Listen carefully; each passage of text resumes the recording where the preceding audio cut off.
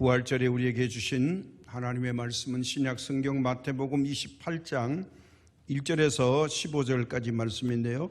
신약 성경은 51페이지에 말씀이 있겠습니다. 우리 한 절씩 교독하도록 하겠습니다.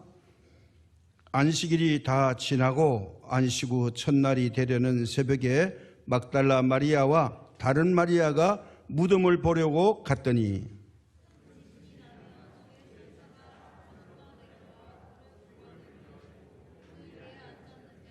그 형상이 번개 같고 그 옷은 눈같이 희건을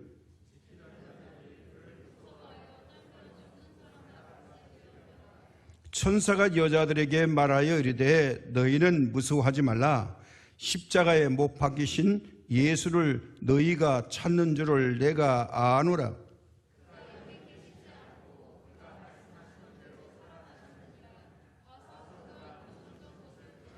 또 빨리 가서 그의 제자들에게 이르되 그가 죽은 자 가운데서 살아나셨고 너희보다 먼저 갈릴리로 가시나니 거기서 너희가 배우리라 하라.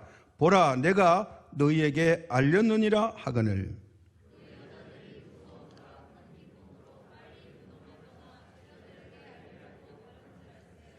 예수께서 그들을 만나 이르시되 평안하냐 하시거늘 여자들이 나가 그 발을 붙잡고 경배하니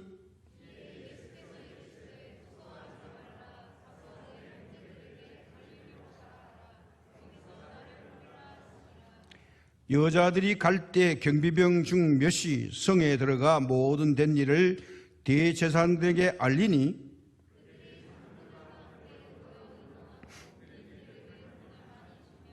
이르되 너희는 말하기를 그의 제자들이 밤에 와서 우리가 잘 때에 그를 도둑질하여 갔다 하라.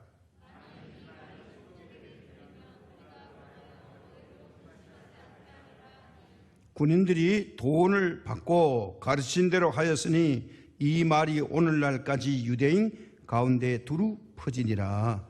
아멘. 오늘은 우리에게 주신 우리 기독교의 최고의 명절 부활절입니다. 만약에 우리 기독교에 부활절이 없다면 헛것인 것입니다. 성탄절은 예수님이 오신 날로 끝이 나지만 부활절은 우리의 믿음의 완성이고 희망인 것입니다. 그래서 이 부활절에 대한 기사는 사복음서가 다 기록하고 있습니다. 오늘 우리가 읽었던 마태복음 28장 1절에서 10절, 마가복음 16장 1절에서 8절, 누가복음 24장 1절에서 12절, 요한복음 20장 1절에서 9절에 보면 부활에 대한 이야기를 자세하게 기록해 놓았습니다. 왜냐하면 사람들이 부활이 없다고 우기고 거짓말이라고 우길 테니까 이 사복음서가 부활의 광경을 아주 자세하게 한쪽 복음이 빠져 있으면 이쪽 복음에서 보충하는 그런 복음으로 예수님의 부활은 역사적인 사건이면서 우리 믿는 사람들에게 가장 기쁨이요 근거로 제시하고 있습니다. 세상에서는 영웅 호걸이 되거나 신이 되려고 한다면 바로 출생지와 무덤이 있어야 가능합니다. 공자나 노자나 소크라테스나 이제 시저나 나폴레옹, 플라톤 뭐 여러 영웅 후골들이 많죠. 동서양에.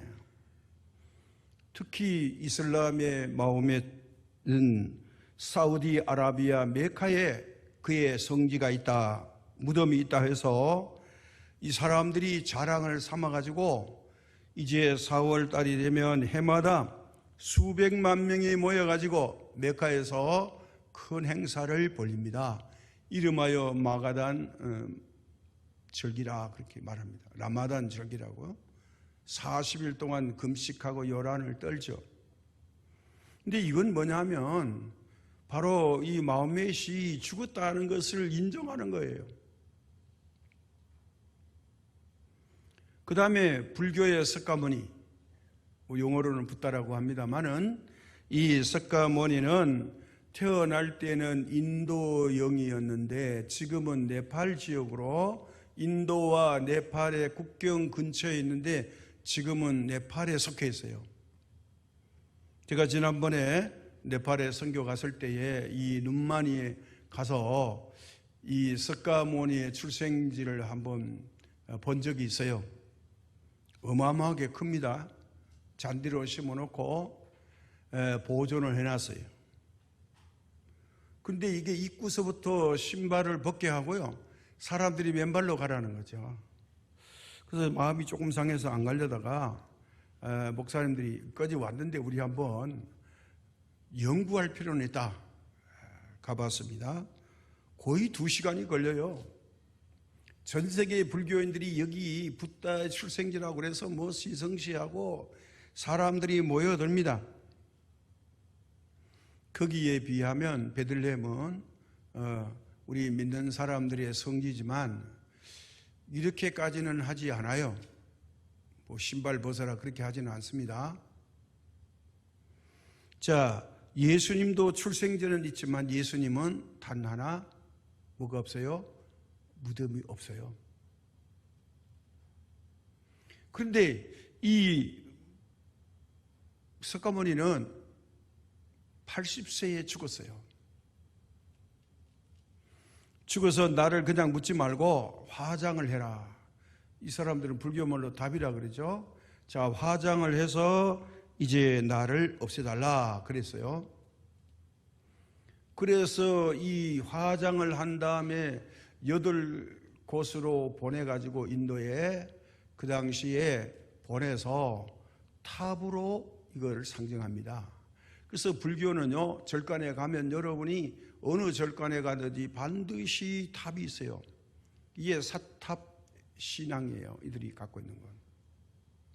요즘은 고승이 죽으면 뭐 사리가 나온다 그래가지고 우리 절에는 뭐 사리가 있다. 이거 사람이 죽었다는 걸 증거하는 거예요. 무덤은. 그러나 우리 기독교는 다릅니다. 예수님의 출생지 베들레헴은 있지만 예수님은 무덤이 분명히 없어요. 유품도 없어요. 왜 그랬을까요? 영웅호골과 비교하고 사람들이 신격고 하는 그 사람들이 만든 우상 신들과의 차이점이 뭐냐? 예수님은 무덤이 없다. 왜 무덤이 없냐? 결론입니다. 다시 살아나셨기 때문에. 부활하셨기 때문에 무덤이 필요 없다는 뜻이에요. 예수님이 묻혀있는 곳 시체로 남아있다면 무덤이 필요하지만 무덤이 필요 없는 분이 바로 예수님이십니다. 이것이 다른 종교와 확실히 다르고 우리가 믿는 하나님은 온전히 전능하신 하나님, 부활의 주인공이신 예수님을 믿는 우리가 진짜 신을 믿고 있다 이 말씀이에요. 그래서 우리의 자랑이 뭐냐? 빈 무덤입니다. 십자가에서 죽으신 후 3일 만에 부활하셔서 천국으로 가셨기 때문에 예수님의 무덤은 필요 없다. 왜? 지금도 살아계시니까. 어디에요? 하나님의 보좌 우편에 계시니까. 오늘 우리는 부활절을 감사하는 이유가 뭐죠? 죽음의 시체가 아니라 영원히 부활하신 예수님을 감사해서 우리도 예수님 따라서 죽음 이후에 죽음을 이기고 부활할 것이니까요. 이게 우리의 가장 기쁨이요, 증거요, 우리의 희망인 것입니다. 그래서 그런데서 15장 14절에 그리스도께서 만일 다시 살아나지 못하였으면 우리가 전파하는 것도 헛것이요 또 너희 믿음도 헛것이며, 예수님이 부활하지 못했다면 우리가 믿는 믿음도 헛것이요 우리가 전파하는 이 모든 복음의 전도는 사기꾼의 말에 불과하다. 그래서 세상에서 가장 큰 거짓말하고 다니는 사람들, 가장 불행한 사람들이라는 겁니다. 만약에 예수님의 부활이 없다면 우리는 참으로 헛된 것을 믿고 있는 장본인들이 됩니다. 그래서 이 사복음서가 부활을 확실하게 설명하고 있어요. 예수님께서 십자가에 죽으셨다가 안식일이 지난 이른 아침에 예수님이 확실하고 분명하게 증인들에 의해서 이것을 알려주는데, 오늘 마태복음에서는 두 여자가 나옵니다. 7 귀신이 들렸다가 예수님께서 이 귀신을 쫓아내준 막달라 마리아, 그리고 또 다른 마리아, 두 여자가 이른 새벽에 예수님의 시체가 어디에 묻어난지 이 무덤을 확인했다가 안식일을 지키고 이른 새벽에 예수님의 무덤을 찾아갑니다. 그 광경이 이제 28장 1절에서 3절에 나옵니다. 안식일이 다 지나고 안식 후 첫날이 되려는 새벽에 막달라 마리아와 다른 마리아가 무덤을 이제 보려고 갔더니 큰 지진이 나며 주의 천사가 하늘로부터 내려와 돌을 굴려내고 그 위에 앉았는데 그 형상이 번개 같고 그 옷은 눈같이 희건을, 이렇게 되어 있어요. 이 두 여자가 새벽에 현장에 가서 본 광경을 아주 자세하게 그려놨습니다. 이 두 여자가 막 도착했는데 큰 지진과 함께 하늘에서 천사들이 내려와서 이 무덤에 큰 돌을 굴려내고 그 돌 위에 떡하니 천사들이 걸터 앉았습니다. 그래서 막달라 마리아와 마리아가 보니까 이 사람들은 흰같이, 눈같이 흰 옷을 입고 그의 형상을 보니 번개와 같이 이게 눈부신다는 거예요. 버쩍버쩍 한다는 겁니다. 그러면 이 현장은 마리아와 막달라 마리아만 있었냐? 아니에요. 또 다른 부류의 사람이 증인으로 남아 있어요. 그게 바로 누굽니까? 무덤을 지키는 로마 군인들입니다. 이 사람들에게 임했는데, 이 당시에 이 군사 조직에 의하면 이제 이 예수님의 무덤을 지키는 사람은 이스라엘의 주둔군의 최소 단위 100부장이 한 부대를 이끌고 지휘관이 이 빌라도 총독의 명령을 받아가지고 이 예수님의 무덤을 지키고 있습니다. 언제까지요? 3일 후에 부활한다고 했으니까 3일까지 지키라고 해서 이제 이 로마 군인들이 무덤 밖을 지키고 있습니다. 순번을 보면서요. 그런데 갑자기 이 두 여자가 도착하자마자 이 무덤 앞에서 큰 지진이 나면서 천사들이 이제 이 큰 돌을 굴러내버립니다. 이걸 본 로마 군인들이 기절초풍하더니 그만 기절해서 넘어지고 맙니다.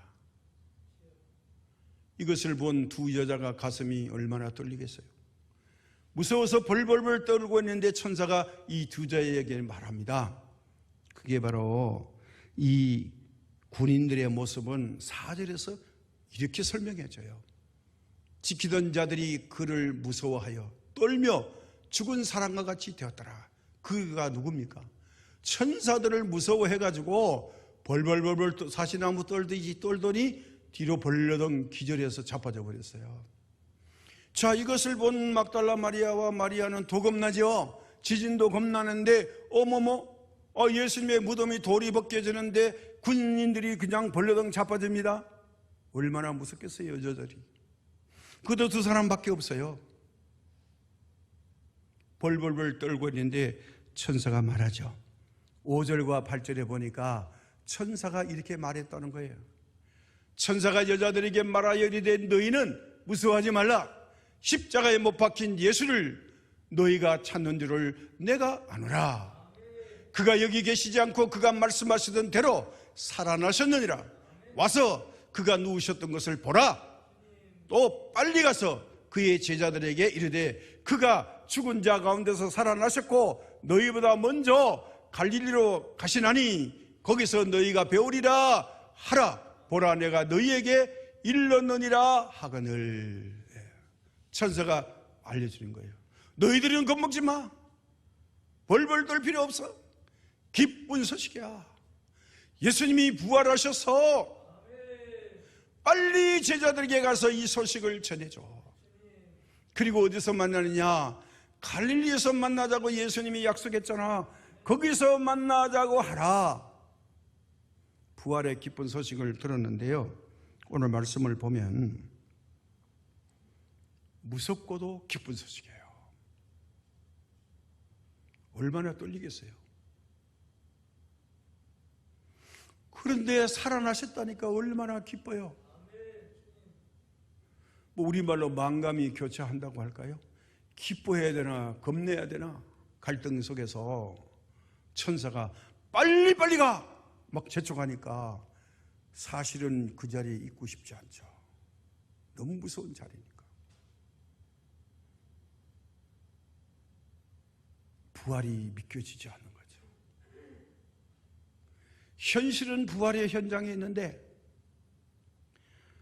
그 당시의 사람들은요, 예수님의 부활이 쉽게 믿어지지 않아요. 왜 그럴까요? 이제까지 그런 일이 잘 없으니까요. 얼마 전에 이 베다니의 나사로가 부활하기는 했지만 예수님이 부활할 줄은 몰랐죠. 나사로의 부활은 예수님이 나사로의 부활을 선포해서 나왔지만 예수님을 누가 부활로 불러낼 수 있어요? 끝났다고 생각했죠. 근데 예수님이 살 후에 내가 다시 살아난다고 했어요. 근데 그게 안 믿어지는 거죠. 그럴 일은 없을 거니까. 2000년 전 예수님이 그렇게 말씀해도 믿지 않았어요. 특별히 유대인들은 성경이 말하고 있는 부활을 바리새인들은 믿었고 사두개인들은 믿지 않았어요. 부활을 믿는 이 사두개인들도 의심하면서 믿지 않았어요. 거기다가 3년 동안 예수님 따라다니면서 산소밥 먹은 제자들도 예수님이 3번, 4번 이렇게 부활할 것이고 이번에 올라가면 내가 십자가에 달려 죽는다. 그리고 3일 만에 살아날 거야. 걱정하지 마라. 갈릴리에서 만나자. 그렇게 신신당부했지만 제자들이 다 도망치고 말았어요. 그런데 이 사람들이 부활할 것을 믿지 않았기 때문에 예수님 무덤 찾아오지도 않아요. 막달라 마리아와 마리아만 찾아왔어요. 그리고 이 막달라 마리아와 마리아가 제자들에게 이 소식을 전하려고 예루살렘 성 안으로 들어가는 도중에 예수님을 만납니다. 예수님이 만나주셨죠. 첫 번째 만남입니다. 이 여자들이 부활의 예수님을 만났습니다. 그래서 그들이 가서 말합니다. 베드로와 요한에게. 요한복음에 보면요, 그래서 우리가 예수님을 만났다. 부활한 주님을 만났다. 봤냐? 도중에 만났다. 베드로와 요한이 그 소리를 듣고 그냥 냈다 예수님 무덤 쪽으로 달립니다. 요한복음에 의하면 아마 요한이 다름질 잘하는 것 같아요. 먼저 도착해서 무덤 입구에 가보니까 돌이 굴러져 없어지고 무덤이 보이는데 비어 있어요. 그런데 용기가 없어서 들어가지를 못하는 거예요. 한참 있더니 베드로가 씩씩 하더니 쫓아오는 거예요. 그러더니 베드로는 무덤 속에 성큼성큼 썩 들어갑니다. 아마 베드로는 좀 용감한 것 같아요. 그래서 베드로가 무덤에 가보니 비운 거죠. 자, 제자들에게 예수님의 부활의 주님을 만났을 때도 믿지 못했어요.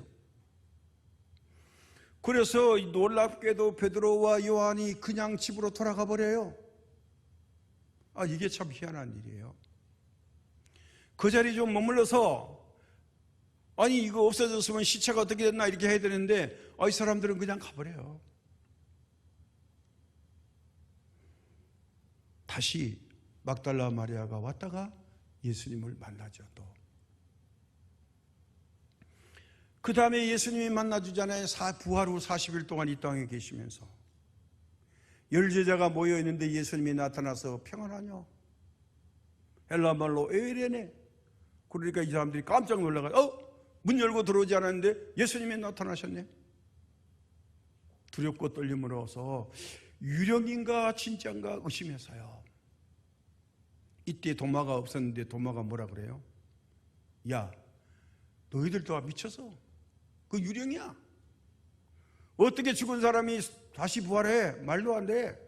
나는 말이야 예수님의 못자국하고 옆구리 창자국 발에 못구멍 그거 실제로 만나서 만져보기 전에는 못 믿어. 그런데 도마가 11명이 모였을 때 예수님 만났죠. 예수님이 도마가 한 말을 정확하게 말하죠. 도마야, 확인하고 싶니? 자, 손가락을 넣어볼래? 그랬더니 도마가 꼬꾸라지죠. 나의 주시여 나의 하나님이십니다. 부활을 인정했죠. 자, 우리 현대인은 어떨까요?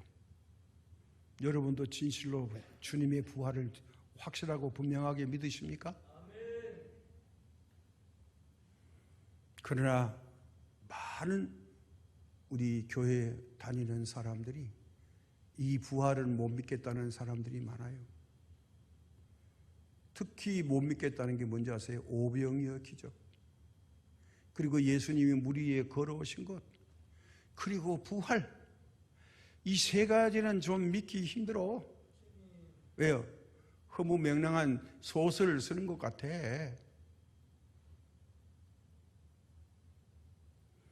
아니, 오늘 이 설교를 들으면서도 예수님의 부활을 믿지 못하는 분들이 계시다면 오늘 이 2020년 부활절에 확실하고 분명하게 믿어주시기 바랍니다.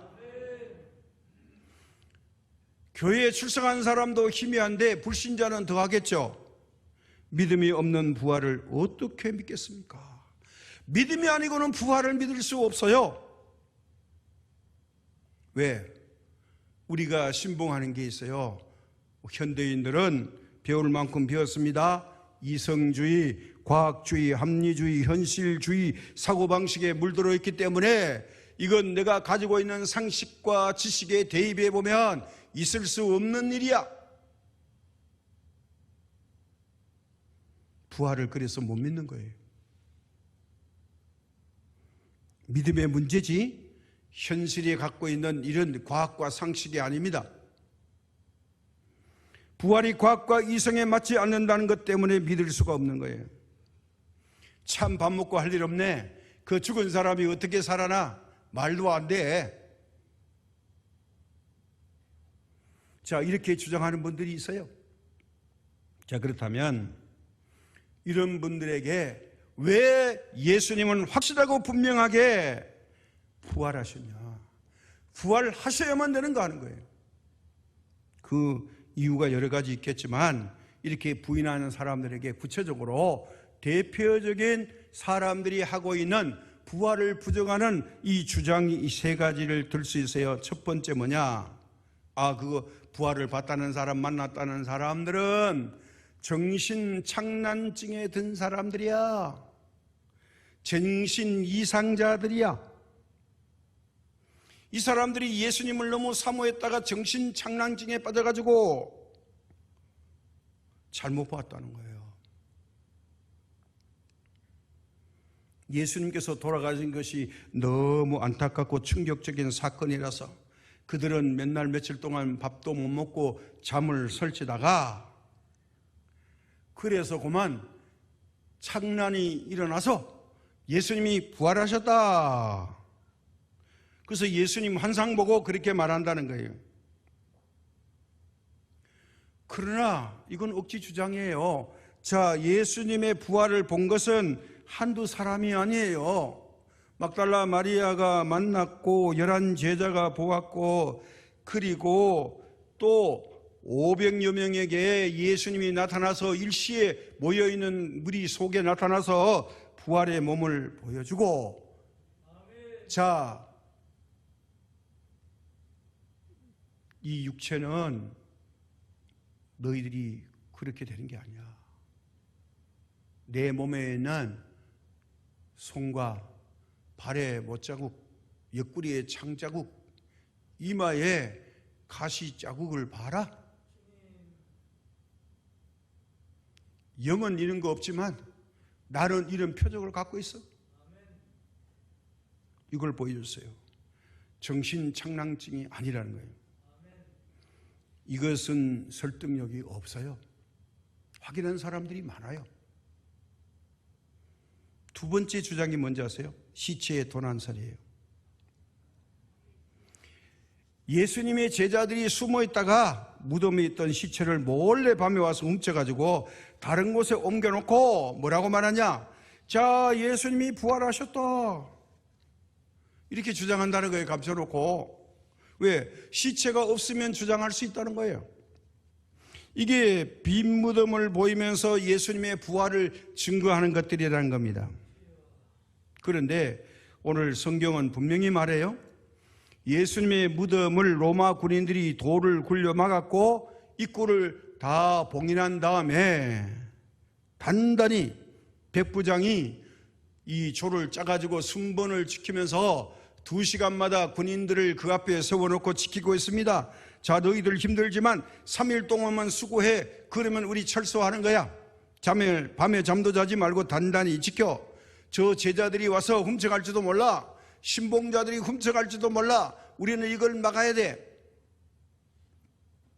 원래는 그렇게 안 하려고 그랬죠. 대제사장들이요 빌라도에게 청혼합니다.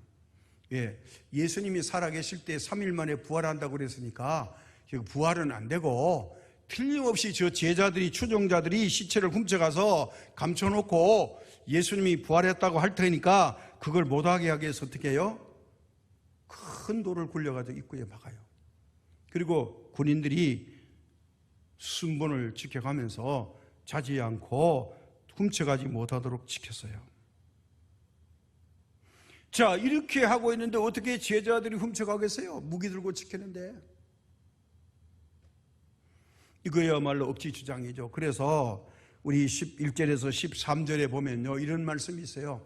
여자들이 갈 때에 경비병 중 몇이 성에 들어가 모든 된 일을 대제사장에게 알리니 그들이 장로들과 함께 모여 의논하고 군인들에게 돈을 많이 주며 말하기를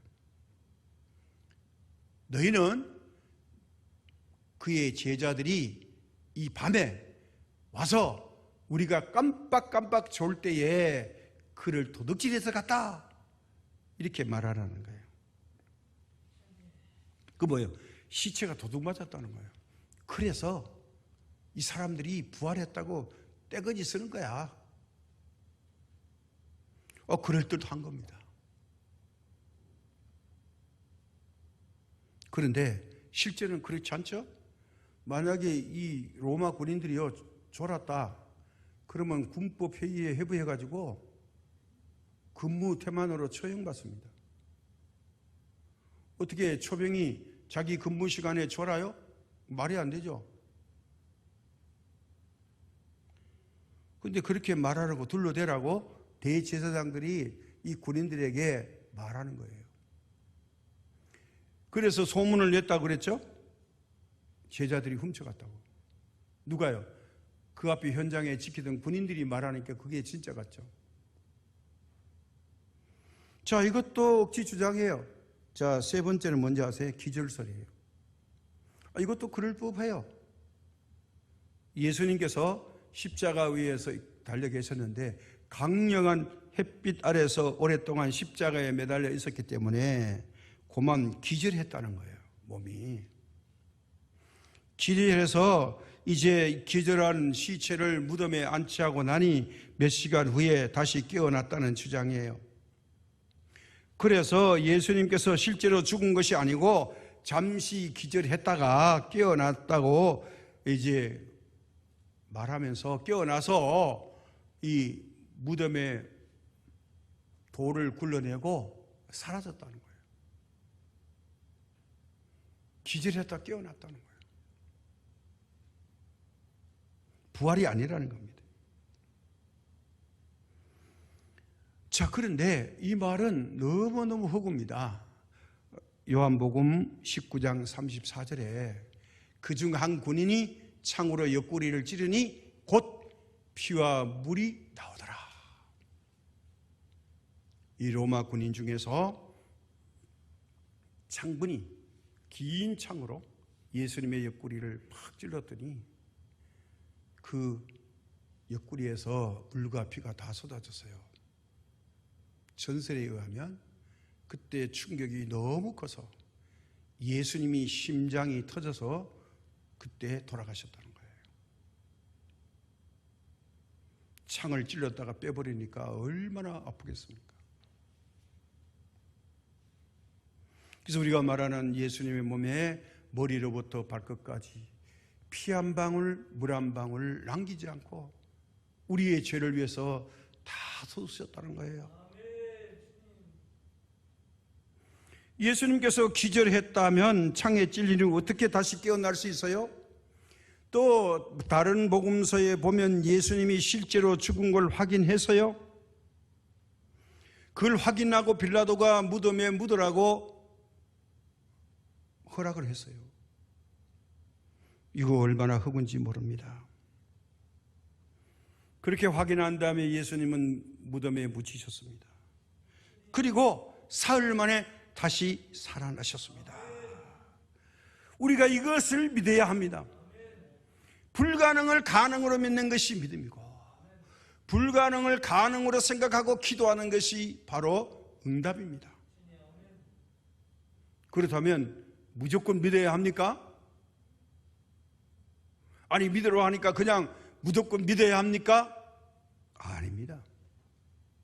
우리는 확실하고 분명한 증거가 성경 안에 있습니다. 그러면 예수님이 확실히 부활하셨던 증거는 어디에 있느냐? 예, 성경에 있어요. 첫째, 예수님의 부활은 역사적인 사건임을 증명할 것이 많이 있어요. 부인할 수 없는 겁니다. 몇 가지를 말씀드리겠습니다. 가장 확실한 증거는 첫 번째가 뭐예요? 예수님의 빈 무덤이 강력한 부활의 증거입니다. 무덤이 비어있다. 요한복음 20장 7절에요. 또 머리를 샀던 수고는 세마포와 함께 놓이지 않고 딴 곳에 샀던 대로 놓여 있더라. 예수님에게 염에서 입혀놨던 수의와 모든 수건과 세마포, 이것이 깨끗하게 정돈돼서 예수님이 누우셨던 머리맡에다가 얼마나 깔끔하게 잘 정리되어 있는지, 이것이 세례 요한이 어린 양을 보라 했던 예수님의 마지막 행적입니다. 세상 죄를 짊어지고 우리의 죄를 위해서 십자가 지셨던 예수님은 사명을 완수하고 완전한 부활로 부활하셨던 증거가 뭐냐? 무덤 안에 모든 수의와 그 입혀졌던 것을 깔끔하게 기어서 정리정돈을 하셨다는 거예요. 얼마나 놀라운 일입니까? 누군가 한 것이 아닙니다. 주님이 그렇게 하셨다는 거죠. 그런데 시체가 어떻게 움직여 그런 일을 할 수가 있겠습니까? 결정적인 증거입니다. 시체는 그렇게 못해요. 움직일 수가 없어요. 예수님은 부활하셔서 수건과 세마포를 기어 놓았습니다. 그리고 무덤에서 나오셨기 때문에 무덤이 비어 있는 겁니다. 베드로와 요한이 확인했습니다. 두 번째는 뭐냐? 무덤을 봉하였다는 거예요.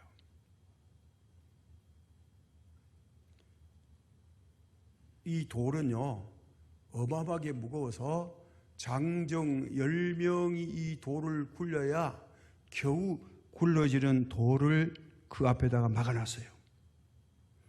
그렇게 무거운 돌이 분명히 굴러져 이 무덤을 열어버렸어요. 거기다 로마 병정들이 순번을 지키면서 졸지 않고 순번을 지키는 이들이 이제 100명의 군인들이 끝까지 이 무덤을 지켰어요. 근데 누가 그 돌을 굴러낼 수 있어요? 없어요. 이 돌은 초자연적인 힘, 즉 천사들에 의해서 열려졌다고 말하고 있어요. 그게 바로 마태복음 8장 2절에 큰 지진이 나며 주의 천사가 하늘로부터 내려와 돌을 굴려내고 그 위에 앉았는데, 천사가 내려오더니 이제 돌을 굴러내더니 그 돌 위에 떡하니 걸터 앉았다 이 말이에요. 천사가. 자, 이것을 본 군인들이 기절을 초풍하면서 기겁을 하더니 벌벌벌벌 떨더니 그만 뒤로 벌러덩 자빠져 버렸어요. 놀래가지고. 지진도 무서운데 이 큰 돌이 굴러지니까 얼마나 무섭겠어요. 그들도 사람인데 무기만 손에 들었지, 그런 일을 보고 안 놀라면 사람이 아니죠. 또 이거 무덤 지키는 희한한 일을 하고 있잖아요. 하고 싶어 하는 것도 아닌데. 무서운 사람들의 모습이 뭐예요? 진짜 기절은 로마 군인들이 한 거예요. 세 번째 결정적인 증거가 뭐예요? 이제 막달라 마리아와 마리아가 제자들에게 달려갈 그때에 이 군인 몇 명이 대제사장 집으로 달려갑니다. 왜? 무덤이 비어버렸으니까요. 그들에게는 큰일이 난 거죠. 이 놀라운 거예요. 아니, 빌라도에게 가야 되는데, 자기들 소속은 빌라도 총독인데 대제사장에게 달려가요. 큰일 났습니다. 돌이 굴러져 내고요, 시체가 없어져 버렸어요. 그래서 하는 말이요, 이제 뭡니까? 11절에서 15절. 여자들이 갈 때 경비병 중 몇이 성에 들어가 모든 된 일을 대제사장에게 알리니 그들이 장로들과 함께 모여 의논하고 군인들에게 돈을 많이 주며 뭐라고 말하는 거 보세요. 이르되 너희는 말하기를 그의 제자들이 밤에 와서 우리가 잘 때에 그를 도둑질하여 갔다 하라. 만일 이 말이 총독 빌라도에게 들리면 우리가 권하여 너희로 근심하지 않게 하리라 하니, 군인들이 돈을 많이 받고 갇힌 대로 하였으니 이 말이 오늘날까지 유대인 가운데 두루 퍼지니라. 돈을 엄청 줬어요. 그리고 설령 나중에 빌라도가 안다 하자, 우리가 누구냐? 빌라도가 맞짱 까잖아. 정치적으로 우리 도움 없이는 안 돼. 그러니까 우리 빌라도한테 잘 얘기해가지고 너희들에게 책임을 묻지 않도록 할 테니까 걱정하지 마. 자, 돈 받아, 돈 받아. 그리고 이 말만 해. 그 제자들이 우리가 깜빡 졸았는데 훔쳐가 버렸다고. 그러면 너희들 책임 면할 수 있어. 부활을 헛것으로 만들려고 하는 거죠. 그런데 성경은 돈 받고 했다는 걸 자세하게 적어놨어요. 자, 그것만 아니에요. 네 번째가 중요한 거예요.